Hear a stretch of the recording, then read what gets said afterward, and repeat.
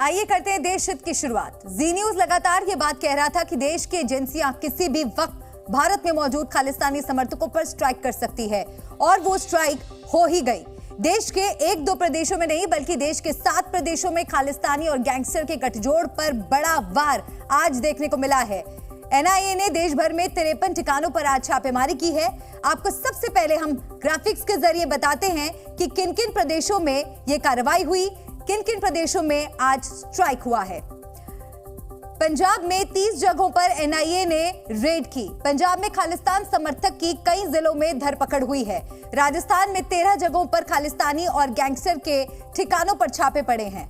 हरियाणा में 4 जगहों पर एनआईए ने छापा मारा है, तो उत्तराखंड में 2 जगह, दिल्ली और उत्तर प्रदेश में एक जगह पर एनआईए ने स्ट्राइक की है। इसके अलावा चंडीगढ़ में भी एनआईए का एक्शन हुआ है। खालिस्तानी आतंकियों और उनके समर्थकों पर देश के बाहर और देश के अंदर जारी एक्शन से कनाडा से लेकर पाकिस्तान तक खालिस्तानी साजिशकर्ता सहमे हुए हैं।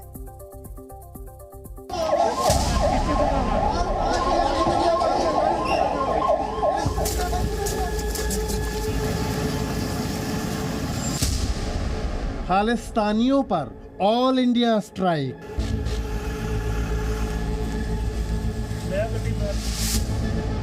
सात राज्य 53 ठिकानों पर ताबड़तोड़ रेड।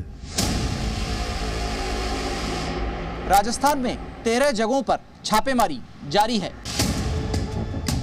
एनआईए का एक्शन, पाकिस्तान में टेंशन।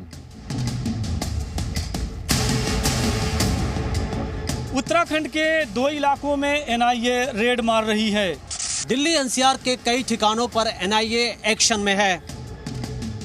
अब की बार खालिस्तानियों पर अंतिम प्रहार। यूपी के कई ठिकानों पर एनआईए रेड कर रही है। देश भर में खालिस्तानियों के खात्मे का फाइनल राउंड शुरू हो गया है।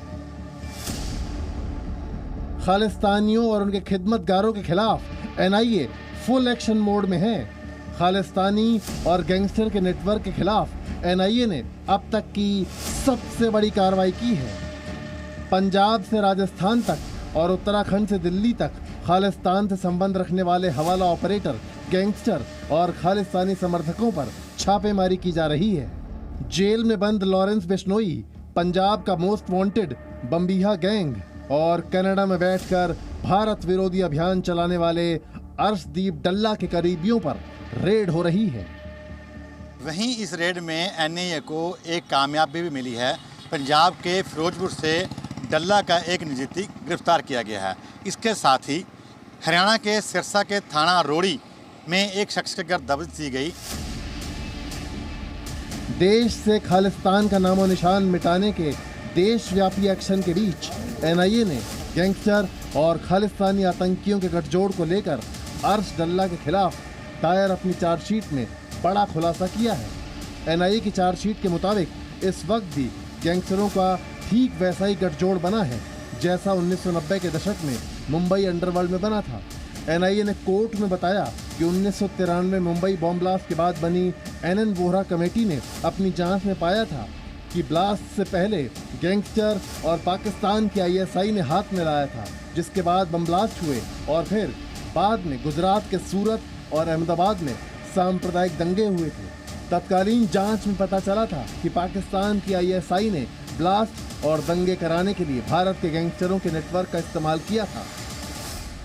कुल मिलाकर एनआईए की चार्जशीट से यह साफ है कि जैसे 90 के दशक में मुंबई अंडरवर्ल्ड और आईएसआई के बीच खतरनाक गठजोड़ था और वो मिलकर देश में दहशत फैलाते थे, ठीक वैसे ही आज भी खालिस्तानी और गैंगस्टरों के बीच में एक खतरनाक गठजोड़ बन गया है।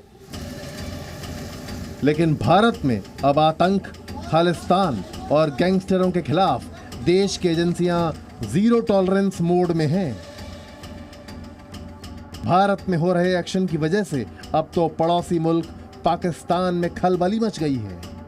कनाडा में खालिस्तानी आतंकी निज्जर की हत्या के बाद से पाकिस्तान में रह रहे खालिस्तानी समर्थक खौफ के साए में हैं। हालांकि निज्जर की हत्याकांड से भारत का कोई लेना देना नहीं है, लेकिन एनआईए जिस तरीके से पिछले कुछ दिनों से खालिस्तानी समर्थक और आतंकियों के खिलाफ एक्शन ले रही है, उससे पाकिस्तान में बैठे खालिस्तानी डरे हुए हैं।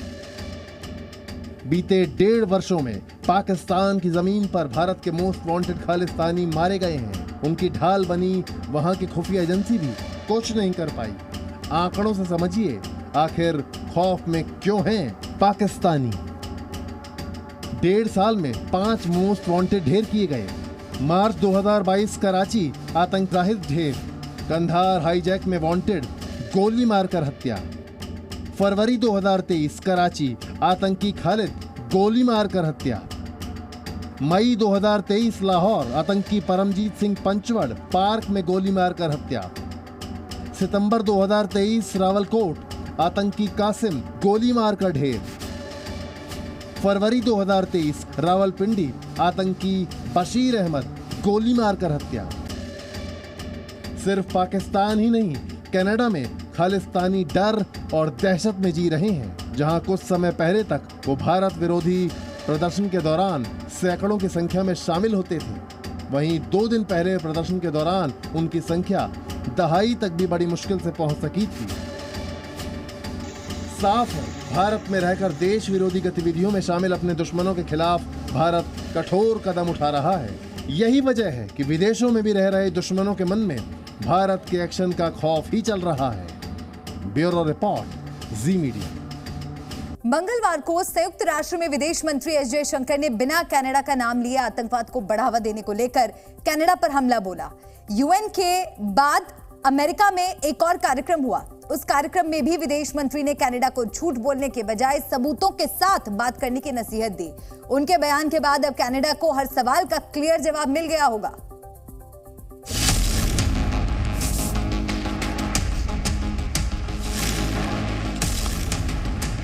We told the Canadians that this is not the government of India's policy. Somebody gives us specific or relevant information, be prepared to look at it. Canada actually has seen a lot of organized crime. Nor must we countenance that political convenience determines responses to terrorism, extremism and violence. Canada से जारी तनाव के बीच विदेश मंत्री S Jaishankar ने Canada को America की धरती से ऐसा जवाब दिया है जिसे सुनने के बाद जस्टिन ट्रूडो और उनके अधिकारियों के पास बोलने को बहुत कुछ बचा नहीं होगा। न्यूयॉर्क में संयुक्त राष्ट्र महासभा में संबोधन के बाद विदेश नीति से जुड़े एक कार्यक्रम काउंसिल ऑफ फॉरेन रिलेशन में एस जयशंकर पहुंचे तो वहां मौजूद लोग खालिस्तानी आतंकी निज्जर की हत्या और कनाडा के लगाए आरोपों पर विदेश मंत्री से जवाब चाहते थे। जयशंकर ने वहां जो कुछ भी कहा वो सिर्फ हॉल में बैठे पत्रकारों तक ही नहीं पहुंचा, बल्कि अमेरिका के पड़ोसी कनाडा तक भी पहुंच गया। We told the Canadians that this is not the government of India's policy. 2, we told the Canadians saying that, look, if you have something specific, if you have something relevant, let us know. We are open to looking at it. It is said that intelligence... इस जवाब के बाद वहां मौजूद कुछ विदेशी पत्रकारों ने कनाडा के मुद्दे पर विदेश मंत्री को उकसाने की कोशिश की, लेकिन उन्होंने बेहद सधे हुए अंदाज में जवाब दिया। What would be your response to the latest reports that have come in where it is said that intelligence was shared amongst the Five Eyes about the assassination is what they're calling it, and the other thing is apparently the FBI has told U.S. Sikh leaders that there are credible threats to them. So just wanted your reaction to that. I'm not part of the Five Eyes. I'm certainly not part of the FBI. So I think you're asking the wrong person. I'm asking you if the Canadians gave you the intercepted documents. No, look, Indian diplomatic communications. I have said that if somebody gives us specific or relevant information, be prepared to look at it. कूटनीतिक जवाब में माहिर S Jaishankar ने council of foreign relation की meeting में Canada की असलियत दुनिया के सामने रखी। Canada actually has seen a lot of organized crime, relating to the secessionist forces organized crime, violence, extremism, they're all very, very deeply mixed up. S Jaishankar ने बताया कि कैसे कनाडा में संगठित अपराध बढ़े हैं। उग्रवादी गतिविधियों का गढ़ बन गया है कनाडा। हिंसा और अपराध के मामले भी वहां तेजी से बढ़े हैं। इससे पहले विदेश मंत्री ने संयुक्त राष्ट्र के मंच से भी कनाडा के खालिस्तानी प्रेम पर हमला बोला था, वो भी बिना कनाडा का नाम लिए। Nor must we countenance that political convenience determines responses to terrorism, extremism, and violence. Similarly, respect for territorial integrity and non-interference in internal affairs cannot be exercises in cherry picking. विदेश मंत्री के कड़े जवाब के बावजूद जस्टिन ट्रूडो भारत विरोधी बयानबाजी रोक देंगे, ऐसा मुश्किल ही लग रहा है। लेकिन भारत कनाडा को कूटनीतिक तरीके से हर जवाब देने के लिए तैयार है। ब्यूरो रिपोर्ट, जी मीडिया। अमेरिकी अखबार वॉशिंगटन पोस्ट ने आतंकी निज्जर की हत्या का एक सीसीटीवी वीडियो मिलने का दावा किया है, जिसे पुलिस को सौंपा गया है, लेकिन सार्वजनिक नहीं किया गया। 90 सेकंड के सीसीटीवी के हवाले से दावा किया गया है कि पूरी प्लानिंग के साथ निज्जर की हत्या हुई थी। वॉशिंगटन पोस्ट के मुताबिक आरोपियों ने 2 कारों से निज्जर के पिकअप ट्रक का काफी समय तक पीछा किया था। निज्जर ने जब अपने ट्रक की स्पीड बढ़ाई तो हत्यारों ने भी तेजी से उसका पीछा किया। कुछ देर में हत्यारों की सिल्वर कलर की कार ट्रक के सामने आ गई। इस पर निज्जर ने ट्रक रोक दिया और इसके बाद कार से 2 लोग हुडी और काला मास्क पहनकर बाहर निकले। वो ड्राइविंग सीट पर बैठे निज्जर के पास गए और ताबड़तोड़ गोलियां चलाने लगे। करीब 50 राउंड फायरिंग इन्होंने की। बताया गया निज्जर को 34 गोलियां लगी और उसकी मौके पर मौत हो गई। इसके बाद आरोपी वहां से भागे। आसपास के लोगों ने आरोपियों का पीछा भी किया, लेकिन कुछ दूर जाकर एक सिल्वर कार आई और आरोपी उसमें सवार होकर फरार हो गए। आपको बता दें, कनाडा में 18 जून को हुए खालिस्तानी आतंकी निज्जर की हत्या के आरोपियों पर अब तक पुख्ता जानकारी नहीं मिल पाई है।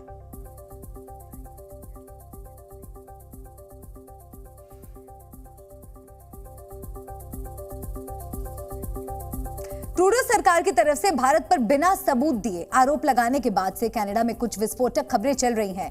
कनाडा की मीडिया ने जस्टिन ट्रूडो के ड्रग्स कनेक्शन के बारे में कुछ खबरें छापी हैं, जिसमें ट्रूडो के दिल्ली दौरे के बारे में बहुत बड़े खुलासे किए गए हैं। ट्रूडो पर इतने बड़े आरोप लगे और मामला इतना बढ़ गया कि खुद कनाडा के पीएम ऑफिस ने सफाई दी है। कनाडा की मीडिया में कोकेन की पूरी खबर इस एक्सक्लूसिव रिपोर्ट में देखिए।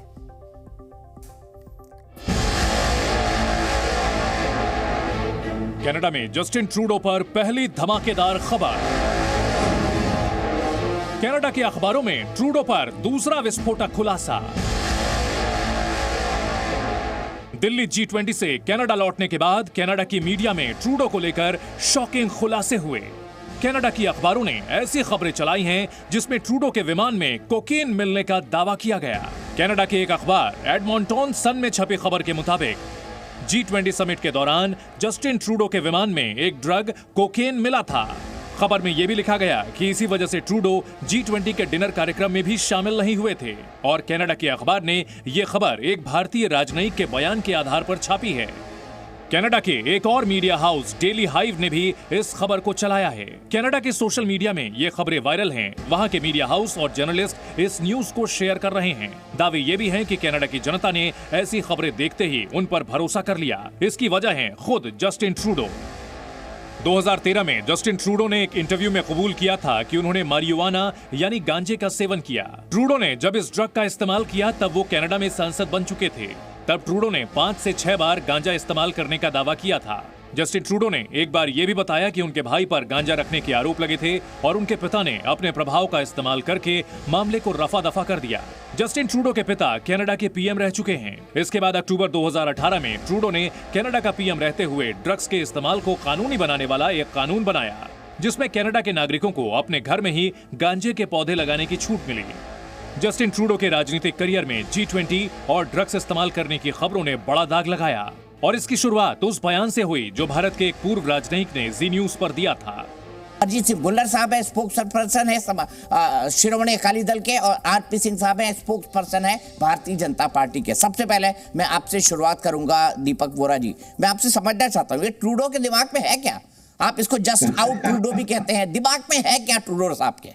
आपने ट्रूडो के दिमाग के बारे में पूछा है क्या दिमाग उसका? अरे वो तो नन्हा सा छोटा सा दूध पीता हुआ बच्चा है, उसको इंटरनेशनल रिलेशंस के बारे में क्या मालूम है। सर क्या उसने शब्द इस्तेमाल किया था पार्लियामेंट के स्टेटमेंट में? Credible allegations. सर मुझे भी क्रेडिबल झूठ किसी ने बताया है कि ये पागल हो गया आदमी, वो क्रेडिबल झूठ है। क्या मतलब? अगर क्रेडिबल है तो झूठ कैसे हो सकता? झूठ है तो क्रेडिबल कैसे हो सकता है? अगर एलिगेशन है तो क्रेडिबल कैसे होगी? क्रेडिबल है तो एलिगेशन कैसे है? क्रेडिबल प्रूफ होता तो अलग बात है। ये बौखला गया। और बौखलाया क्यों है सर? जब ये यहाँ दिल्ली आया था, मेरी पत्नी ने इसको देखा एयरपोर्ट पे उतरते हुए, तो बोली लगता है कि यहाँ तो कॉन्स्टिपेटेड है या बहुत परेशान है। परेशान इसलिए कि 10 दिन पहले इसकी पत्नी इसको छोड़ के चली गई थी, इसकी पॉपुलैरिटी बहुत कम हो रही है, इसकी इकोनॉमी खत्म हो रही है, तो बहुत तनाव में था। और फिर ये भी हमें खबर मिली है सर, मैं सोशल मीडिया की बात कर रहा हूँ, मालूम नहीं, अब मैं भी कह सकता हूँ ये क्रेडिबल क्या कहते हैं रूमर्स हैं कि इसके जहाज में से कोकेन मिली थी हमारे स्निफर डॉग्स को। और फिर 2 दिन ये अपने होटल में के कमरे में बंद रहा, बाहर नहीं आया। प्रेसिडेंट हमारे भारत के राष्ट्रपति ने जो डिनर किया था उसमें नहीं गया। लोग कहते हैं कि नशे में था, ड्रग्स के। तो कुछ कहा नहीं जा सकता कि इसका दिमाग में क्या है, लेकिन ये मैं समझ सकता हूँ जो इसकी हरकतें थी कि ये बौखला गया है। हालांकि अब कनाडा के प्राइम मिनिस्टर्स ऑफिस ने इस मामले पर रिएक्शन दिया और G20 समिट के दौरान कोकीन लेने से जुड़े आरोपों को खारिज कर दिया है। ब्यूरो रिपोर्ट, जी मीडिया। पाकिस्तानी क्रिकेट टीम के कप्तान बाबर आजम अपने खिलाड़ियों के साथ अगले कुछ घंटों में भारत पहुंचने वाले हैं। इस्लामाबाद से दुबई के रास्ते होते हुए टीम पाकिस्तान भारत आ रही है। इससे 24 घंटे पहले बाबर आजम ने एक प्रेस कॉन्फ्रेंस की और उसमें बाबर ने अपने डर समेत पूरी टीम के खौफ के बारे में भी बताया है। पाकिस्तान की क्रिकेट टीम को इंडिया आने से डर क्यों लगता है? पाकिस्तानी कप्तान बाबर आजम ने भारत आने से ठीक पहले अपना डर बता दिया। कैमरे के सामने ये बताया कि उनकी टीम के किसी खिलाड़ी ने पहले कभी इंडिया में बैटिंग या बॉलिंग नहीं की है, यानी भारत में खेलने के बारे में टीम बाबर का एक्सपीरियंस 0 है। बाबर की बातों पर गौर कीजिए। उन्होंने कहा कि वो अब तक अपने सीनियर खिलाड़ियों सहित बाकी सबसे बात कर चुके हैं। शायद उन्होंने भारत के पिचों के बारे में न जाने कितने सवाल पूछे हैं। इसका मतलब एक ही है कि बाबर को भारत आने से भी डर लग रहा है। पाकिस्तान में प्रेस कॉन्फ्रेंस करके बाबर आजम ने साफ साफ कहा कि उन पर कोई प्रेशर नहीं है। पर इस बयान को पूर्व पाकिस्तानी क्रिकेटर खेल से पहले ही बाबर का मैच हारने वाला ऐलान बता रहे हैं। आज रात पाकिस्तानी टीम हैदराबाद पहुंचने वाली है। पाकिस्तान से रवाना होकर दुबई के रास्ते टीम बाबर इंडिया पहुंचने वाली है और पाकिस्तान में अब तक इसी बात पर बवाल चल रहा है कि बाबर ने अपना गेम प्लान मीडिया से क्यों नहीं शेयर किया। पाकिस्तानियों को बाबर पर भरोसा नहीं है। वजह है एशिया कप में टीम पाकिस्तान की परफॉर्मेंस। सवाल इसके बारे में भी किए गए और बाबर ने क्लियर कर दिया कि दोबारा गलती नहीं होगी, इसकी कोई गारंटी नहीं है। सोशल मीडिया में सब मिलकर टीम पाकिस्तान पर निशाना लगा रहे हैं। फिलहाल एक बात तय है कि बाबर ने अपनी कमजोरी बताकर खुद को पाकिस्तानियों का टारगेट नंबर 1 बना लिया है। ब्यूरो रिपोर्ट, जी मीडिया। और देशहित में बात अब उस हथियार की जिससे आतंकी हाफिज सईद और आतंकी मसूद अजहर में खौफ पलने लगा है। इंडियन नेवी ने ताकतवर निगरानी ड्रोन का प्रदर्शन कर सीमा पार बैठे दुश्मनों को दहशत में डाल दिया है। एक आसमानी हथियार कैसे आतंकियों का काल बनने वाला है, देखिए ये स्पेशल रिपोर्ट।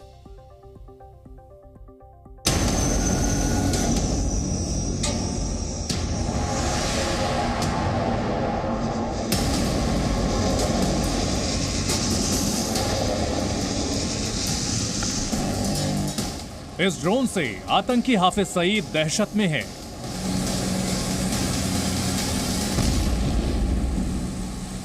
आतंकी मसूद अजहर का काल बनेगा ये ड्रोन।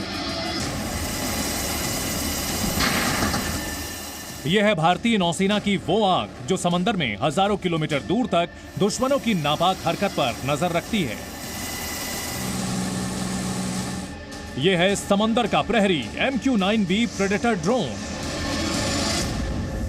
भारतीय नौसेना ने समंदर में अपनी तीसरी आंख को दुनिया के सामने पेश किया। यह ड्रोन 4000 से 8000 किलोमीटर दूर तक उड़ान भरने में सक्षम है। यह एक बार में 30 घंटे तक उड़ान भरने की क्षमता रखता है। MQ-9B predator drone Indian navy के पास साल 2020 से मौजूद है। अभी ऐसे 2 ड्रोन नेवी के पास हैं। ड्रोन ने हिंद महासागर में अब तक 13,000 किलोमीटर की उड़ान भरी है। मौजूदा वक्त में नेवी के पास जो ड्रोन है वो सिर्फ सर्विलांस या निगरानी का काम करता है। 26/11 मुंबई हमले के वक्त आतंकी समंदर के रास्ते ही आए थे। उस वक्त ऐसा कोई ड्रोन होता तो आतंकी मुंबई में दाखिल नहीं हो पाते। भविष्य में अमेरिका से MQ-9B ड्रोन का एडवांस वर्जन खरीदने की तैयारी है, जिसमें घातक मिसाइलें लगी होंगी। तब जो ड्रोन भारत के पास होगा वो आतंकियों के इलाके में घुसकर उन्हें तबाह करने में सक्षम होगा। Flying in this aircraft in last 3 years has been a source of pride and honor for me. The MQ-9B aircraft has an endurance of 30 plus hours and can fly at altitude up to 40,000 feet. Additionally, the aircraft also needs minimum maintenance requirements. These capabilities have enabled Indian Navy to deploy the aircraft for prolonged durations at extended ranges. America ने MQ-9 reaper drone से ही al Qaeda के chief al Zawahiri को अफगानिस्तान के काबुल में ढेर किया था। Zawahiri अपने घर की बालकनी में था और MQ-9 ड्रोन से निकले मिसाइल ने उसे कुछ ही सेकंड के अंदर हमेशा के लिए जहन्नुम पहुंचा दिया था। भारत भी अमेरिका से MQ-9 प्रेडेटर ड्रोन खरीदने की तैयारी में है। भारत ऐसे 31 ड्रोन खरीदने जा रहा है। इनमें से 15 ड्रोन नौसेना को मिलेंगे, जबकि 8 ड्रोन आर्मी और एयरफोर्स को मिलेंगे। The weapon and sensor fit of the new aircraft will significantly enhance the combat capability and survivability of the aircraft. जब घातक हथियारों से lace MQ-9B predator drone Bharat को मिलेगा तो वो कितना घातक होगा ये भी जान लीजिए। MQ-9B प्रेडेटर ड्रोन अपने साथ 1700 किलोग्राम वजन के हथियार ले जा सकता है। इसमें हवा से जमीन पर मार करने वाली हेलफायर मिसाइलें लगी होंगी। इसके जरिए लेजर गाइडेड बम या सीधा हमला करने वाला बम भी इस्तेमाल किया जा सकता है। इस ड्रोन का आधुनिक संचार सिस्टम अपने बेस तक लगातार सूचनाएं और लाइव तस्वीरें भेजता रहता है। मिसाइलों से लैस MQ-9B प्रेडेटर ड्रोन के जरिए सीमा पार बने आतंकी लॉन्चिंग पैड पर भारत आसानी से अटैक कर सकता है। पाकिस्तान में आतंकी हाफिज सईद के ठिकानों को भारत बेहद आसानी से उड़ा सकता है। पाकिस्तान में छिपे बैठे आतंकी और डॉन दाऊद इब्राहिम के ठिकाने पर भी भारतीय सेना ड्रोन से ही हमला करने में सक्षम होगी। ये प्रेडेटर ड्रोन भारत की सुरक्षा के लिए बेहद जरूरी हैं। आतंक के अड्डों को तबाह करने में इन प्रेडेटर ड्रोन से ज्यादा कारगर हथियार नहीं हो सकता। एक बार हथियारों से लैस ड्रोन भारत आ गए तो आतंक के अड्डे या तो उनका नाम सुनकर बंद हो जाएंगे या फिर प्रेडेटर के सटीक निशाने का शिकार हो जाएंगे। ब्यूरो रिपोर्ट, जी मीडिया। अब चंद्रयान 3 पर आपकी उम्मीदों को बढ़ाने वाली एक खबर आई है। चंद्रयान 3 मिशन से जुड़े जितने भी लक्ष्य थे वो 100% पूरे हो चुके हैं। अभी तक विक्रम लैंडर और प्रज्ञान रोवर स्लीप मोड में हैं। इन्हें दोबारा जगाने की कोशिशें हो रही हैं और उम्मीदें अभी बाकी हैं। एक अंतर्राष्ट्रीय खगोल शास्त्री स्कॉट टिली ने चंद्रयान 3 मिशन के रीस्टार्ट यानी जागने की बात बताई है। स्कॉट के मुताबिक लगातार चंद्रयान 3 को सिग्नल भेजने से इसरो को कामयाबी मिल सकती है। स्कॉट को लगता है कि सिग्नल का जवाब नहीं मिलने की वजह चांद पर मौजूद गड्ढे और पहाड़ हो सकते हैं। उन्होंने 2 उदाहरणों को देकर भरोसा जताया कि प्रज्ञान और विक्रम दोबारा अपना मिशन शुरू कर सकते हैं। इससे पहले साल 2005 में यूरोपीय अंतरिक्ष एजेंसी द्वारा भेजे गए एक अंतरिक्ष यान से 13 साल बाद यानी 2018 में दोबारा संपर्क स्थापित हुआ था। 2020 में एक अमेरिकी मिलिट्री सैटेलाइट से सालों बाद कनेक्शन स्थापित हुआ था। तब यह माना जा रहा था कि यह सैटेलाइट पूरी तरह से बंद हो चुका है। इन कामयाबियों की वजह से चंद्रयान को लेकर उम्मीदें अब भी बाकी हैं। जी न्यूज़।